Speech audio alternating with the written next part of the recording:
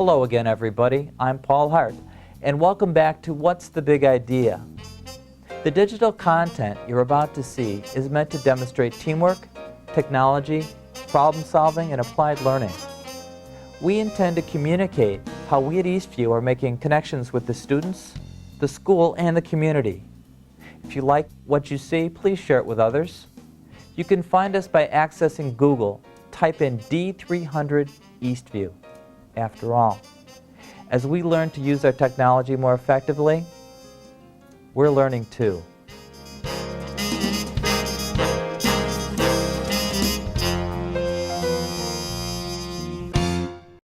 Welcome once again to What's the Big Idea? I'm Paul Hardt. This series of webcasts comes to you from Eastview School of Algonquin, Illinois.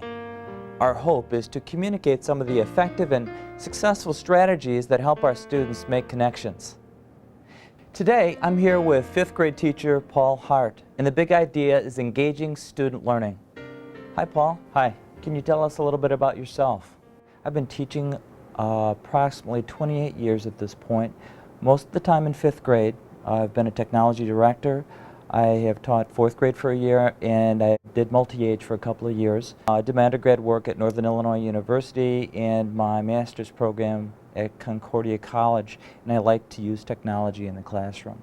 What is engaged learning to you? It's getting the students involved in what they're doing, very involved. It's almost a personal investment in their education. They're doing what they're doing because they want to do it. They're using different strategies in the classrooms. They're self-motivated to achieve. They set their own goals. Now, I set goals for them as well, but they set their own personal goals to succeed. There is teamwork situations going on and problem solving, and I also like engaged learning because it helps students with different styles of learning find a successful place for themselves. A few years ago, you challenged your students to investigate local history. How did you lean in that direction? Well, this is something that turned out to be an engaged learning project, this local history scenario. It wasn't planned that way. 5th grade is American history in sequence, and accessing local history easily ties into American history with a time frame from the mid-1800s through the early 1900s when America was really beginning to develop. Local Native Americans were being adjusted throughout the country, and there was lots of innovative and new transportation and communication scenarios, inventions too. All this was progress, and it was coming to the United States, and it was coming to our town here too. Being 40 miles west of Chicago, Algonquin was initially a ferry landing and a tourist destination for weekenders from the big city of Chicago. So what happened that helped make local history engaging to your class?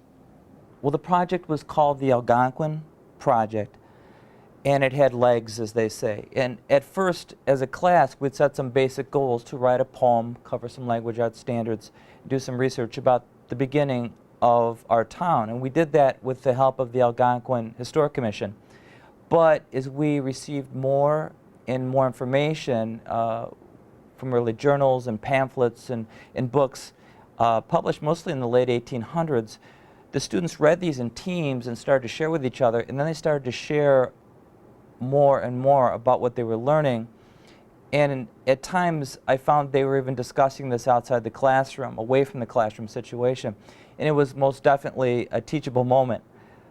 I recognized what was happening, and I just organized it. We set some new goals, and we established teams, and off they went. I learned about this at the same time as they did about the town. What was the value of bringing in the local historic commission? I attended a local historic commission meeting in town, and they were so pleased that our school had an interest in the community that they actively jumped into it feet first. And it couldn't have been done without those resources. Marie Coleman, Jeff Jolitz, Don Pern, and the rest of them. But those three were very enthused. They became very involved coming into the classroom as well.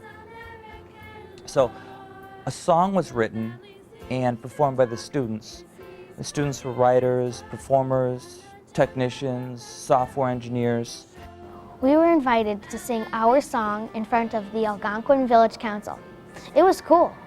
I thought we should thank them for the honor of being there, but instead they thanked us for being interested in our community. Since the Algonquin Fair project began, the students have been recognized by the Daily Herald and WRMN radio show in early February. We had a fair for the community and the school. Students performed as townspeople from the past in character, and they retold stories or events or just capsulized famous local people. My name is Maria Moulton. My name is William Lee. My name is Oba Oak. My name is Alan Pinkerton. My name is Miss Gilliland. My name is James Wolf Esquire. My name is Freda Edgar. I'm Emily West. My name is Abigail Benson. I'm Elizabeth Cole. My name is Dr. Thomas Plumlake. I'm Dr. Andrew Cornish's wife. I am Ab Kern. My name is Blaine Kulik. I am Andrew H. Henderson, and as you can see, I am a sheriff. A few months later, after the project ended, we were lucky enough to be asked to present the entire project again to the community on a Sunday at Old Village Hall. Also, a small group of students performed at the Algonquin Hill Climb recreation in the summer after school was out. When I think back, I see a river named Fox. My hometown is American born. The valley seems to talk. It sees pioneers walking on the jungle of Fox Valley shore. It was a great example of community and education working together.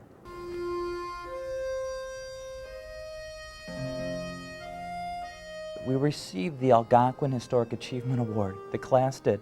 And each student received this award, and the commission broke out the old village seal and came to the classroom and sealed each student's certificate with the old original historic village seal. It was really special.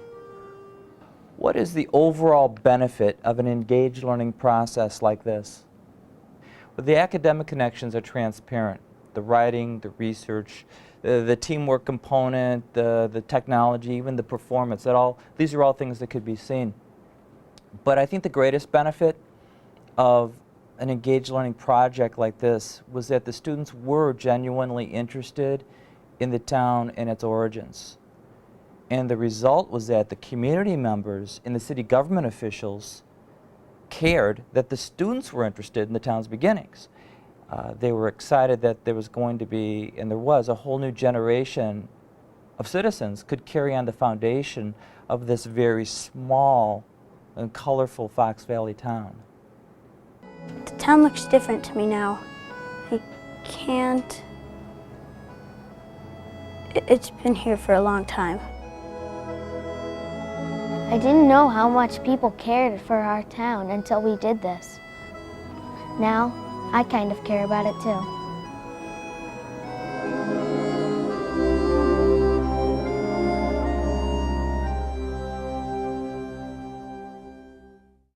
Finally, what's the payoff for engaging student learning overall?